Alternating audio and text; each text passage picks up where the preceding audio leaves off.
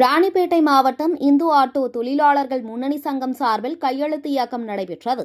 ராணிப்பேட்டை மாவட்டம் ஆற்காடு பேருந்து நிலையத்தில் இந்து ஆட்டோ தொழிலாளர்கள் முன்னணி சங்கம் தமிழ்நாடு சார்பில் ஆட்டோ ஓட்டுநர்களின் நலம் காக்க மாபெரும் கையெழுத்து இயக்கம் துவக்கப்பட்டது.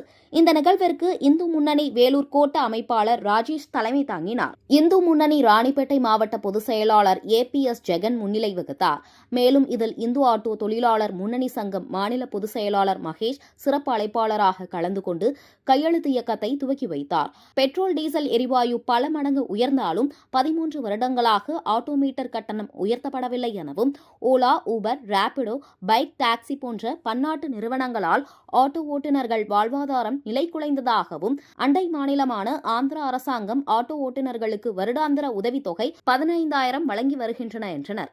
இந்நிலையில் தமிழகத்தில் உள்ள ஆட்டோ ஓட்டுநர்களுக்கு வருடாந்திர உதவித்தொகை 15,000 ரூபாய் வழங்க வேண்டும் போன்ற கோரிக்கைகளை அரசு உடனடியாக நிறைவேற்றி தருவதை நோக்கமாக கொண்டு இந்த கையெழுத்து இயக்க நிகழ்ச்சியானது நடைபெற்றது.